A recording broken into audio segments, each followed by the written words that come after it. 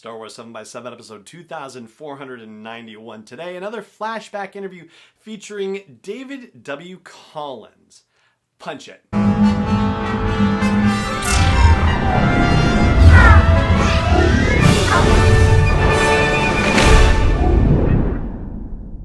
Hey Rebel Rouser, I'm Alan Voivod and this is Star Wars 7x7, your daily dose of Star Wars joy. And thank you so much for joining me for it. So here we are with another flashback to April of 2015 in Star Wars Celebration Anaheim, and I'm sharing with you an interview with David W. Collins. Now, if you're not familiar with him, well, you're in for a treat. So this is actually one of the longer interviews that I did at Celebration. It started out with the Why Star Wars, and it just expanded from there. David has been thinking rather deeply about Star Wars, as many of the people who have been on the show and who will be in subsequent episodes have.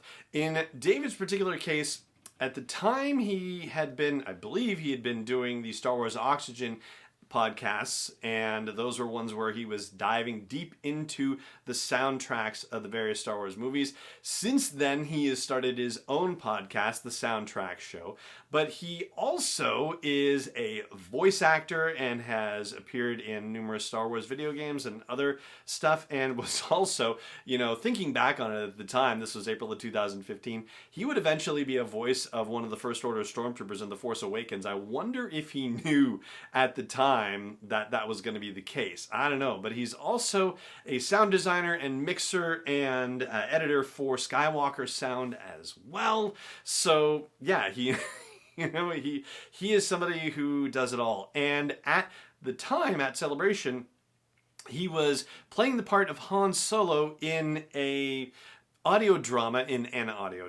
that was written by Kyle Newman, and it was I guess you would technically say that it was, a fan-produced thing, and, it still is because it wasn't canon or anything like that, but certainly had sort of an imprimatur about it that made it feel, a little more special than just your garden variety fan fiction. But basically it was like an audio drama produced on stage live. And of course he's also a host of stages at Celebration too. So here, without further ado, is what David Collins had to say when I posed the Why Star Wars question to him at Celebration Anaheim in 2015. Okay. The one question is, why Star Wars? Why Star Wars? Well, it's probably because there's something in Star Wars for everybody. Star Wars is something that captures people's imaginations. Star Wars is something that is of historical significance from 1977 onward, changed the face of cinema. Star Wars kind of took not only was it future facing, but it also kind of took all of the traditions from the past, classic Hollywood, classic storytelling, classic character archetypes, mythology, put it together with great future-facing technology and basically packaged it up into this beautiful way with a fantastic story. Characters that appeal to everyone with just more and more on the way, and it's so broad, it's so vast, and it's an entire galaxy where anything's possible. Great romance, great political drama, good versus evil, war, peace, turmoil, friendship, love, hate, all of those sort of things are all encapsulated, and we can just talk about it endlessly, kind of like I'm doing in this interview right now. But no, why Star Wars? Because there's something in it for everybody, and it's got a universal appeal, and it just kind of keeps on going, right? When you think that it's said everything it has to say, it continues to surprise you. And if you had to pick something for yourself, because, that was incredible, first of all. Oh, thanks. And if there was, clearly you've answered that question before. I never have. No, really? But I think about these things because I'm obsessed with Star Wars. So, no, but yeah. For you personally, what do you remember, being the first thing that caught your attention about it? Well, it's funny because I'm of an age where I knew Star Wars before I had memory of seeing it. Okay. So, I remember seeing Star Wars at my friend's house on VHS quite a bit. Empire, it was my first movie theater experience, but it was the re-release a year later, right, along with Raiders that summer, and then Return of the Jedi, going to see it 4 times in the theater, seeing it with my grandfather. In fact, my whole family on a hot summer day in Northern California, I grew up in this little town called Vacaville. Mm-hmm. My whole family wanted to go to the movie theater because it was so hot. They all said, well, let's go see Mr. Mom. And I said, we're going to see Return of the Jedi. I'm 7 years old. We're going to see Return of the Jedi. No, we've seen it. You've already seen it 3 times. Why do you want to see it? I threw a fit because I just didn't understand why I mean, you remember that Star Wars trilogy, 3 Reasons Why They Build Movie Theaters poster?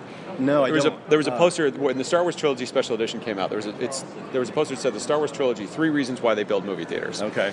And that's exactly how I felt as a kid. How could you possibly, when knowing that Star Wars is in a movie theater, go to the movies and not go see Star Wars when the option's given to you? So I threw a fit, and my grandfather said, "You all go see Mr. Mom. I'll take David to see it." And he took me to see it for the 4th time.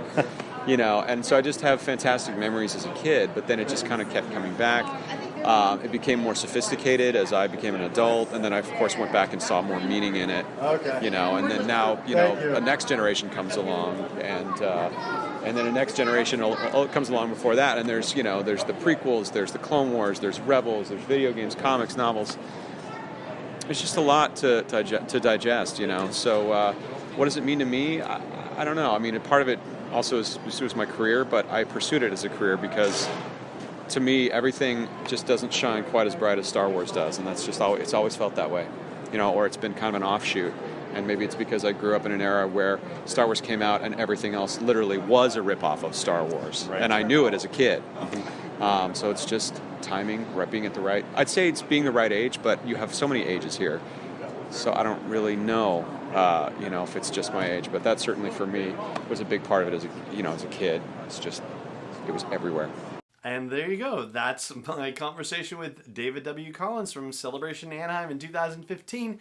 And that is going to do it for this episode of the show as well. It just remains for me to say thank you so much for joining me for it, as always. And may the Force be with you, wherever in the world you may be. 7x7 is not endorsed or sponsored yet by Lucasfilm Limited, Disney, or 20th Century Fox, and is intended for entertainment and information purposes only. Star Wars, the Star Wars logo, all names and pictures of Star Wars characters, vehicles, and any other Star Wars-related items are registered trademarks and/or copyrights of Lucasfilm Limited, or their respective trademark and copyright holders. May the Force be with them. All original content is copyright 2021 by Star Wars 7x7. We hope you love it.